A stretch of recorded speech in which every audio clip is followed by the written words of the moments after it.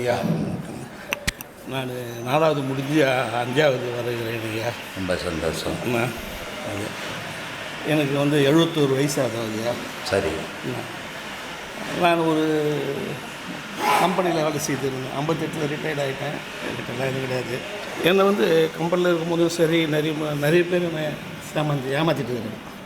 அதெல்லாம் நான் ரொம்ப கவலைப்பட்டேன் அப்போல்லாம். இப்போவும் என்னை அதே மாதிரி நம்மளுக்கு நம்பிக்கை. இப்போ எனக்கு எதுவும் பயம் இல்லை. ஏன்னா ஆட்டம் வரான், அதை பற்றி எனக்கு கவலையே இல்லை. மிஞ்சி ஒன்று கேட்டேன், மனச்சாட்சி இருந்தால் நீ அதுபடி செய். மனச்சாட்சி இருந்து உனக்கு மனச்சாட்சி இருந்தால் இன்னும் மனச்சாட்சி இருக்குது கொடுத்த நம்மன பரவாயில்ல. மனசாட்சி என்னது அது சுவாமி?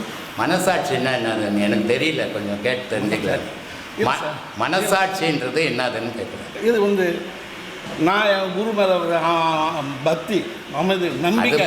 நம்பிக்கை அதுதான் சாமி. அது பக்தி நம்பிக்கை வேறு. அதுதான் சாட்சி. மனசுக்கு சாட்சி மாறி தவறி மனசுக்கு சாட்சி அது புரியல சாமி. இந்த சாமி மனசாட்சின்னு எல்லாரும் பேசுகிறாங்க சாமி.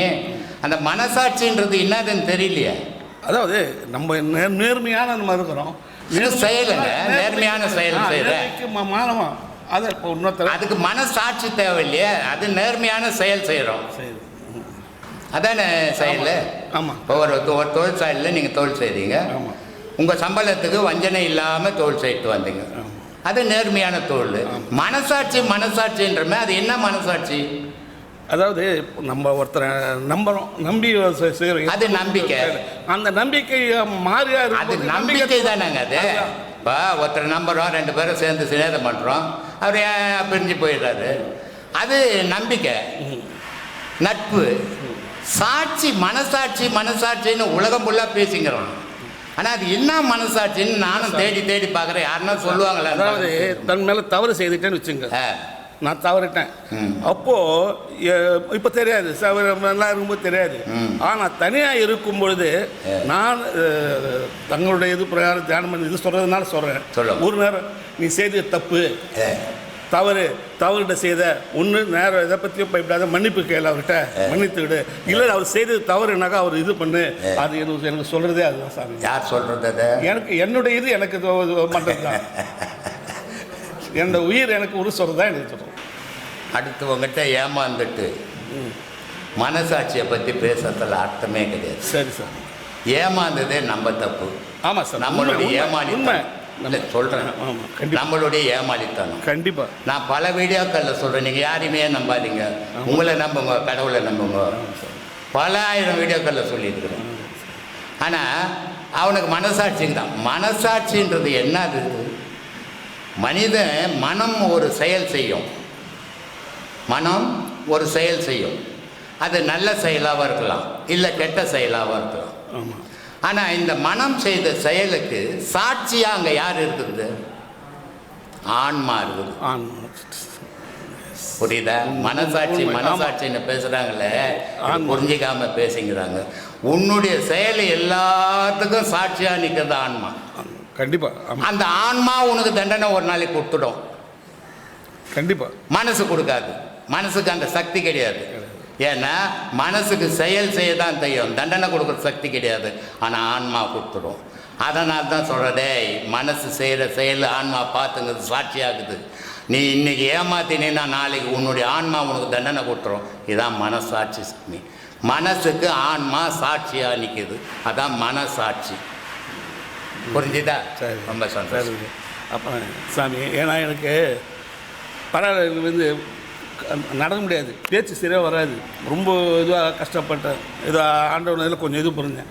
அது பிறகு நம்ம இது பிரகாரம் ஒரு 10 நிமிஷம் நான் உட்கார முடியாது, நான் கீழே உட்கார முடியாது என்னால்.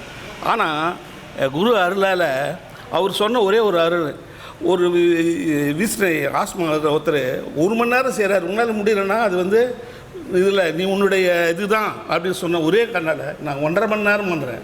காலையில் ஒரு வாட்டி, நைட் ஒரு வாட்டி, 2 வாட்டி 1.5 மணி நேரம் பண்ணுறேன். எல்லாரும் நல்லா இருக்காங்க. என்னுடைய குறிக்கோள், நான் பேசுகிறதே எனக்காக நான் இது வரைக்கும் பேசுகிறேன். நான் பேசுகிறத உலக மக்கள் நல்லா இருக்கணும். உலக மக்கள் முதல்ல உண்மையை தெரிஞ்சுக்கணும். போலி வேஷம் போடுறவனை நம்பக்கூடாது, ஏமாந்துடக்கூடாது, உண்மையை தேடுங்க. கடவுள்னு சொல்லி சொல்லி சொல்லி உலகம் ஃபுல்லாக ஏமாற்றினுக்கிறான். கடவுள் உங்களுக்குள்ளே இருக்கிறான், வெளியே இல்லை. கடவுள் உங்களுக்குள்ளே இருக்கிற வரைக்கும் தான் நீங்கள் இருப்பீங்க. கடவுள் உங்களை விட்டு விலகினா நீங்கள் இந்த உலகத்தில் இருக்க முடியாது அப்படின்னு சொல்லிங்கிறேன். கடவுள்ன்றது ஒரு பெரும் பேரொளி. அது அந்த பேரொளியை நாடி செல்லுங்க. நான் பல வீடியோக்களில் சொல்லிக்கிறேன். குருன்ற முறையில் நான் கேட்டுக்கிறேன், உங்களோட சீடர்கள் பாவத்தை எங்கிட்ட கொட்டுங்கோ, இறைவனை சுமங்கோ. நீங்கள் பாவத்தை நான் சுமக்கிறேன், கடவுளை நீங்கள் சுமங்கன்னு சொல்லின்னுக்கிறேன். ஏன் சொல்கிறேன்னா, இறைவன் இல்லாத ஒரு இயக்கமே கிடையாது. ஒரு குருன்றவன் எல்லாத்தையும் சுமந்து தான் ஆகணும். ஆனால் சீடன் தெய்வத்தை சுமக்கணும். அவன் தான் உண்மையான சீடன். தெய்வத்தை சுமங்கன்னு தான் நான் சொல்லின்னுக்கிறேன். ஏன்னா தெய்வம்ன்றது ஒன்று இல்லைன்னா உயிரினம்னு ஒன்று இருக்காது உலகத்தில். அதனால் தெய்வம் இருக்கிற வரைக்கும் தான் உயிரினம். அந்த தெய்வம் நம்மளை காப்பாற்றுன்ற நம்பிக்கையோடு இருந்தோ அது எல்லா செயலுக்கும் உறுதுணையாக நிற்கும். நன்றி. ஆத்மா ரொம்ப சந்தோஷம். ஐயா கிட்டே 3வது உபதேசம் வாங்கிக்கிறேன். சரி, நான் ஒரு கேள்வி கேட்கணும் ஐயா. சொல்லு. இப்போ நம்ம பண்ணுற பாவம் நம்ம பசங்களுக்குன்னு சொல்லிடுறோம். ஆமாம். அதே மாதிரி நம்ம பண்ணுற தர்மமும் புண்ணியமும் அது பசங்களுக்கு சேருங்களா? அப்படி சேர்ந்தாலும் அந்த பாவத்தை அழிக்கக்கூடிய ஆற்றல் இருக்குது. ஆமாம், தர்மம் பண்ணணுமே, பண்ணாதானே ஐயா. பண்ணுறேன்னு சொல்லிக்கினுக்கிறதால ஐயா. அது பண்ணணும். உன் வீடு இருந்தால் விற்று 10 பேர் ஏழைக்கு கொடு. உன் பிள்ளைங்களுக்கு புண்ணியம் சேரும், நல்லா இருப்பாங்க வாழ்க்கையில். செய்ய முடியுமா? என் பிள்ளைக்கே வீடு ஓணுமே, அப்புறம் நான் 10 பேருக்கு எப்படி கொடுப்பேன்? தர்மம் முடிஞ்சதுன்னா நான் அப்போ பிச்சைக்காரனுக்கு போய் 10 பைசா போட்டு போகிறான். ஒருத்தன் 10,000 போடுறான். முடிஞ்சதை செய்துங்கிறான். அதில் தர்மம் வந்துடும்னு நினச்சிக்கின்னு போட்டினாவே கர்மம் தான் வரும். எப்போவுமே ஒரு விஷயம் செய்யும்போது அதனுடைய பிரதிபலனை எதிர்பார்க்காம செய்யணும். அதுதான் தர்மம். நான் தர்மம் பண்ணுறேங்க, 100 ரூபா கொடுக்குறேங்க, என் பிள்ளைக்கு 200 ரூபாய்க்கு புண்ணியம் போகுமான்னு நினச்சின்னா பாவம் தான் போய் சேரும். எந்த ஒரு காரியம் செய்தாலும் உலகத்துக்காக செய்கிறேன், நல்லதுக்காக செய்கிறேன்னு நினைக்கணுமே தவிர எனக்கு புண்ணியம் வரணும், என் பிள்ளைங்களுக்கெல்லாம் புண்ணியம் வரணும் அப்படி நினச்சிக்கின்னு செய்யணுனாவே புண்ணியம் வராது, பாவம் தான் வரும். நினச்சி செய்யல ஐயா. இது ரொம்ப நாளாக இருந்து இல்லையே. உனக்கு வந்துச்சு அது அண்ணன் வரலன்னா உனக்கு என் பிள்ளைக்கு தர்மம் நான் செய்த நல்லதெல்லாம் என் பிள்ளைக்கு போகுமா அப்படின்னும் போது உனக்கு அந்த எண்ணம் வந்துச்சு, வளர்ந்து போச்சுன்னு அர்த்தம். அதனால் அப்படிலாம் போகாது. நீ என்ன இந்த வீட்டு நாட்டுக்கு மகாராஜாவா? நீ ஊரில் இருக்கிறவங்களாம் தர்மம் பண்ணி ஆளுக்கு 2 ஏக்கர் ஏற்று போகிற? சொல்லு. தர்மம்ன்றது என்ன நினச்சின்னுக்குற? நீ அவ்வளோ விளையாட்டாக நினச்சின்னுக்கிறீங்களா? 10 ரூபா போட்டால் தர்மம் நினச்சின்னுக்கிறீங்களா? அதெல்லாம் தர்மம் ஆகிடாது. மனம் உகந்து எவன் தர்மம் பண்ணுறானோ அதான் தர்மம். எல்லாம் தர்மம் ஆகிடாது. ஒரு நண்பனுக்கு ஒரு 10 ரூபாய் இல்லைன்னு கொடுத்தா தர்மமாது. ஒரு பக்கத்து வீட்டுக்காரனுக்கு 100 ரூபாய் இல்லைன்னு கொடுத்தா தர்மமாது.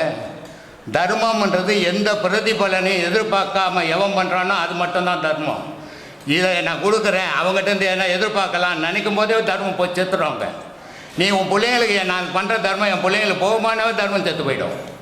அதனால் அந்த நினைப்பெல்லாம் விட்டுட்டு கொடுத்துடணும். கேட்டால் கொடுத்தே மறந்துடணும். அதை நான் கொடுத்தேன்னு ஊரில் போய் சொல்லிடக்கூடாது. ஊர்லாம் சொன்னீங்கன்னாவே கர்மம் வந்து சேருதுன்னு அர்த்தம். சொல்கிறதில்ல. ஒரு 1000 ரூபாய் கொடுத்துப்பட்டு நான் தாங்க அவர் கொடுத்தேன், என்னால் தாங்க அவர் நல்லா இருக்கிறாரு, நான் கொடுக்கலனா அவரால் தாங்க அப்படின்னு தெரிவான். ஊர் ஃபுல்லாக போய் சொல்லிடுவான். கர்மம் வந்து சேரப்போகுதுன்னு அர்த்தம் அவனுக்கு. அதனால் எதை செய்தாலும் வெளியே சொல்லாது. நல்லதை செய்து கெட்டதை செய்தால் சொல்லுவியா? சொல்ல மாட்டேன். அப்போ நல்ல செய்தால் 10 ரூபாய்க்கு செய்யிட்டோம், 1000 ரூபாய்க்கு கெட்டதை செய்யிட்டு வெளியே சொல்ல மாட்டேன். 10 ரூபாய்க்கு நல்லதை செய்யிட்டு ஊர்லான்னு சொல்லுவேன். என்ன நியாயம் இது? அதனால் தர்மம் வரலாம் நினைக்காதீங்க. ஏதோ முடிஞ்சால் செய்ய முடியலன்னா விட்டுடு. ஆனால் உன்னால் முடியாது போய் இன்னொருத்தருக்கு செய்துட்டு நீ மாட்டிக்காது. இந்த காலகட்டத்தில் இப்படியாப்பட்ட மகானும் கிடைப்பாங்கன்றது யாருக்கும் இல்லை. எவ்வளோ ஏதோ புண்ணியம் பண்ணிக்கிறோம். அதனால் உங்கள்கிட்ட வந்து சேர்ந்துக்கிறோம். 1 2 இதெல்லாம் எண்ணியே சொல்ல முடியாது. அவ்வளோ சம்பவங்கள் நடந்துக்குது. நம்மக்கிட்ட இருக்கிறான் பாலன், கண்டெய்னரில் ஆக்சிடெண்ட் ஆக போகுது கார், ஒரு செகண்ட் தான் ஃபோன் பண்ணுறேன். அது மாதிரி நிறைய ஏராளமாக நான் சொல்லக்கூடாது, ஏராளமாக நடக்கும். ஆனால் எந்த ஆபத்தும் வராது. நான் பல வீடியோக்களில் சொல்லிக்கிறேன். இந்த பாடம் எவன் ஒருத்தன் பண்ணுறானோ எந்த கெட்டது வந்தாலும் அது இருந்து அவனை ஒதுக்கி விட்டுடும். ஆனால் இதை உபதேசம் வாங்குறதால பண்ணாத நான் உபதேசம் வாங்கிட்டுங்க எனக்கு ஒதுக்கலைங்கன்னு சொல்லக்கூடாது. உண்மையாக மனசாட்சியோட எவன் ஒருத்தன் பாடம் பண்ணுறானோ அவனுக்கு எந்த தீமை வந்தாலும் அது விலகி போயிடும். ஏன்னா 15 வருஷமாக நான் டிரைவர் தொழிலில் இருக்கிற கார் கண்டெய்னர்லாம் ஓட்டிங்கிறேன். ஆனால் இது வரைக்கும் அதில் இது நடந்து இவ்வளோ கிட்ட சுத்தமாக இல்லாத பிரேக்கு உங்களுக்கு நினச்சேன். எல்லாம் ஆண்டவன் செயலை நினச்சிக்கோ, என்னால் இல்லை, கடவுள் தான். இந்த காலகட்டத்தில் வந்து கடவுளே இல்லைன்னு நினைக்கிறாங்க. அப்படி இருந்து ஒரு மகானும் இருக்கிறாங்கன்னு காமிச்சு கொடுத்ததுக்கு நாங்கள் பண்ண புண்ணியம், எல்லாரும் பண்ண புண்ணியம். எவ்வளவோ சம்பவங்கள் அது மாதிரி நல்லது, சந்தோஷம், நல்லது. இது லாஸ்ட் வரைக்கும் கடைப்பிடிச்சி ஐயா அருளும் கடவுள் அருளும் கழிச்சு இது மேலும் மேலும் உபதேசம் வாங்கி கடைப்பிடிக்கணும்.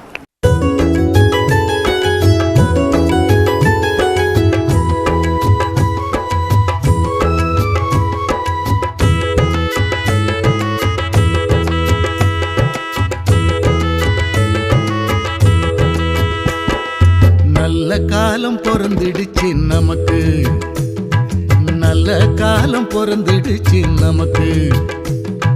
பிரம்மஸ்ரீயாம் நித்யானந்த பெருமானின் ஆசியாலே, பிரம்மஸ்ரீயாம் நித்யானந்த பெருமானின் ஆசியாலே நல்ல காலம் பொறந்திடுச்சு நமக்கு, நல்ல காலம் பொறந்திடுச்சு நமக்கு.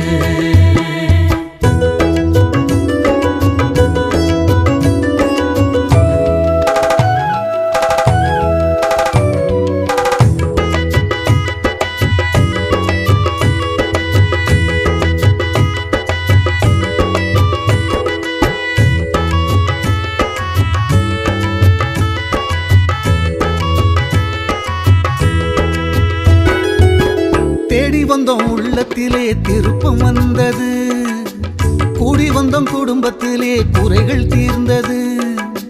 தேடி வந்தோம் உள்ளத்திலே திருப்பம் வந்தது, கூடி வந்தோம் குடும்பத்திலே குறைகள் தீர்ந்தது. நாடி வந்தோம் சாமியினை நன்மைகளும் வந்தது, நாடி வந்தோம் சாமியினை நன்மைகளும் வந்தது. கோடி காலம் தவம் இருந்த பலனும் கிடைத்தது, கோடி காலம் தவம் இருந்த பலனும் கிடைத்தது. பூமி எங்கும் சுத்துதுங்க சாமியோட பேச்சு, போலி வாக்கம் பற்றி தங்க உலகம் முழுக்க பேச்சு. வாங்க வாங்க பக்த